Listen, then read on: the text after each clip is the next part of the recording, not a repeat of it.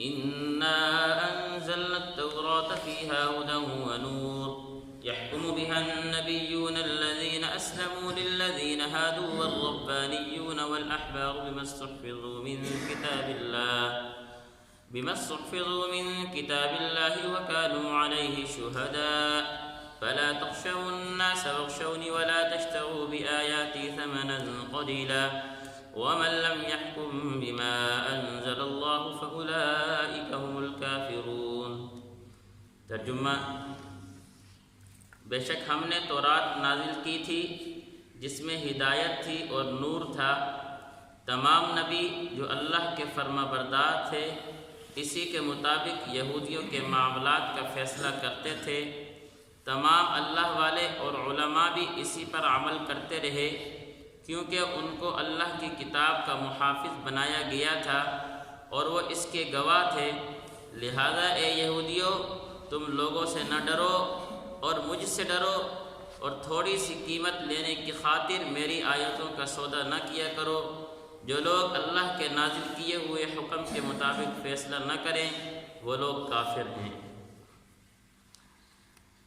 اس سے پچھلی آیاتوں میں اللہ رب العزت نے تقریباً سورہ المائدہ کے شروع سے ہی زیادہ تر یہی مضمون چلا کہ اللہ رب العزت نے یہود و نصارہ کی کجروی کا ذکر کیا، جو انہوں نے اللہ کے احکامات کو توڑا اور آپ علیہ السلام کی گستاخیاں کی، آپ علیہ السلام پر ایمان لے کر نہیں آئے، تورات کو تبدیل کر دیا، انجیل کو تبدیل کر دیا۔ مختلف صورتوں میں اللہ نے ان کا ذکر کیا تھا۔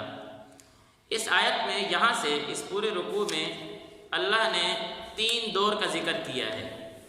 ایک دور آیا تھا تورات کا، دوسرا دور آیا تھا انجیل کا، تیسرا دور آیا قرآن مجید کا۔ اللہ نے ان رکوع کے اندر ان آیات کا ذکر کر کے یہ بتایا کہ تورات جب نازل ہوئی تھی وہ ایک خاص وقت کے لیے تھی، ایک خاص مدت کے لیے تھی، خاص قوم کے لیے تھی۔ جب اللہ رب العزت نے نئے نبی بھیجے، نئی شریعت بھیجی، نئی کتاب بھیجی، تو پچھلی جو کتابیں دی گئی تھی، جو شریعت دی گئی تھی، وہ منسوخ ہو گئی۔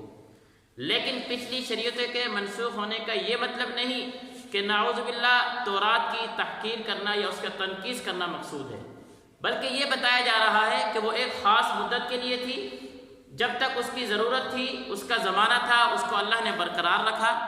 جب اس کا زمانہ ختم ہو گیا، نئی شریعت آئی تو پچھلی شریعت کو ختم کر دیا گیا۔ اس سے یہ بات لازم نہیں آتی کہ پچھلی شریعتوں کی اللہ رب العزت توہین یا تنقیص کر رہے ہیں۔ وہ اپنی جگہ پر قائم مقام ہیں، وہ بھی اللہ کی نازل کردہ کتاب ہیں، ان کو بھی اللہ نے لوگوں کی ہدایت کے لیے نازل فرمایا ہے، لیکن وہ خاص وقت کے لیے تھی۔ جب وہ وقت ختم ہو گیا، نبی چلے گئے، نئی شریعت آ گئی تو پچھلی شریعتیں منسوخ کر دی گئی ہیں۔ اس کا ذکر کیا۔ ساتھ ہی اللہ نے یہودوں کو یہ بھی سمجھایا کہ بھئی اللہ کے احکامات کی کجروی کرو گے تو پھر اللہ کے عذابات تمہارے پر نازل ہوں گے، جس طرح اس آیت میں عذاب نازل کر کے اللہ نے بتایا ہے۔ ترجمہ دیکھیں گے، انا انزلنا التوراۃ فیہا ھدی ونور، بے شک ہم نے تورات کو نازل کیا، اس تورات میں ہدایت ہے اور روشنی ہے، نور ہے۔ ہدایت سے مراد کیا ہے؟ علماء کہتے ہیں ہدایت سے مراد عقائد کی اصلاح ہے، کہ اللہ رب العزت نے تورات میں عقائد کی وضاحت نازل کی تھی کہ عقائد کے حوالے سے تم لوگ اپنے عقائد درست کر دو، جو تورات کے اندر ذکر کیے گئے ان کے مطابق اپنے عقائد بنا لو۔ ونور، اور روشنی ہے، روشنی سے مراد اعمال صالحہ ہیں، کہ تورات میں اللہ نے اعمال صالحہ ذکر کیے تھے کہ اپنے اعمال کو تورات میں ذکر کیے ہوئے اعمال کے مطابق کر لو، کہ اس میں تمہارے لیے ہدایت بھی ہے، اس میں تمہارے لیے روشنی بھی ہے۔ یحکم بها النبیون الذین اسلموا، یہ تورات وہ کتاب ہے کہ انبیاء نے، وہ انبیاء الذین اسلموا جو اللہ رب العزت کے فرما بردار تھے، اللہ رب العزت پر ایمان لے کر آنے والے تھے، وہ فیصلے کرتے تھے اس تورات کے مطابق، للذین ہادوا، ان لوگوں کے لیے جو یہودی تھے، ان لوگوں کے لیے جو یہودی تھے۔ اس سے یہ پتہ چلا کہ تورات کا نزول یا جو اللہ رب العزت نے موسیٰ علیہ السلام پر شریعت بھیجی تھی وہ صرف قوم یہود کے لیے تھی، اور اس وقت تک کے لیے تھی جب تک نئی شریعت نہیں آتی۔ جب اللہ رب العزت نے عیسیٰ علیہ السلام کو بھیج دیا یا انجیل آ گئی، اب اس کے بعد تورات کی شریعت ختم ہو گئی۔ موسیٰ علیہ السلام کی آئی ہوئی شریعت ختم ہو گئی ہے، اس لیے کہ تورات للذین ہادوا، ان لوگوں کے لیے ہدایت کا راستہ ہے جو لوگ اہل کتاب یہودی تھے، والربانیون، اور اس تورات کے مطابق فیصلہ کرتے ہیں ربانیون، ربانیون یہ جمع ہے رب کی، رب کہتے ہیں اللہ والے کو، اللہ والوں کو رب کہا جاتا ہے۔ اور آگے فرمائے والاحبار، اور احبار جمع حبر کی، حبر کہتے ہیں عالم کو۔ اب دونوں ایک ہی چیز ہے، جو اللہ والا ہوتا ہے وہ عالم بھی ہوتا ہے، جو عالم ہوتا ہے وہ اللہ والا بھی ہوتا ہے، لیکن دونوں کو الگ الگ ذکر کیا گیا کہ ربانیون کا اطلاق ان پر کیا جائے گا جو تصوف کی لائن میں ہے، جن کو مشائخ اور صوفیاء اور اولیاء اللہ بزرگ اور مرشد کہا جاتا ہے۔ تو ربانیون سے مراد وہ، والاحبار، اور احبار سے مراد عالم جو لوگ فقہ پڑھا رہے ہیں، احادیث پڑھا رہے ہیں، قرآن مجید کی تفاسیر پڑھا رہے ہیں، ان کو عالم کہیں گے۔ تو الگ الگ ذکر کر دیا کہ اس تورات کے مطابق فیصلہ کرتے تھے انبیاء بھی، والربانیون مشائخ بھی، والاحبار اور عالم بھی۔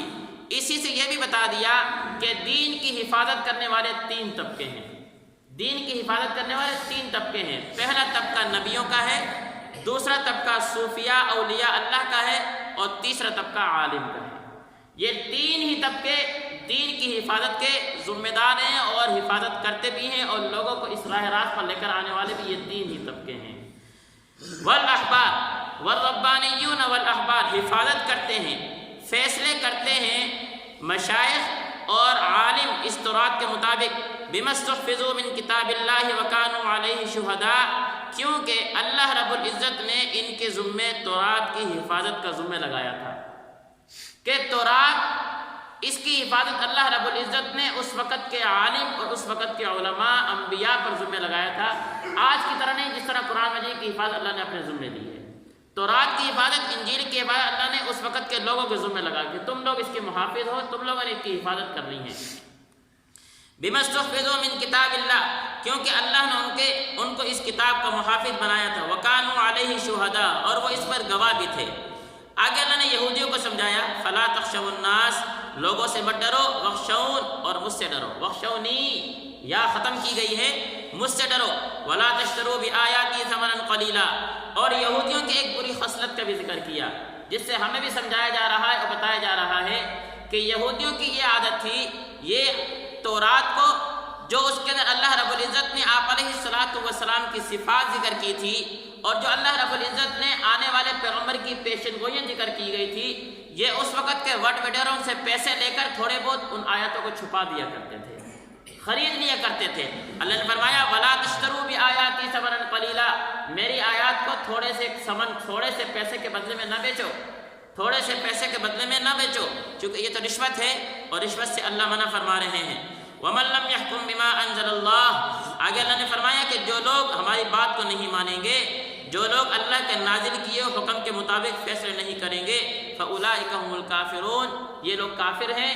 اس لیے کہ اللہ کی آیات کا انکار کرنا، اللہ کے احکامات کے مطابق فیصلے کرنا، اللہ کے آیات کے خلاف فیصلے کرنا، یہ اس کا انجام کفر ہوا کرتا ہے، اور کفر کا انجام جہنم ہے۔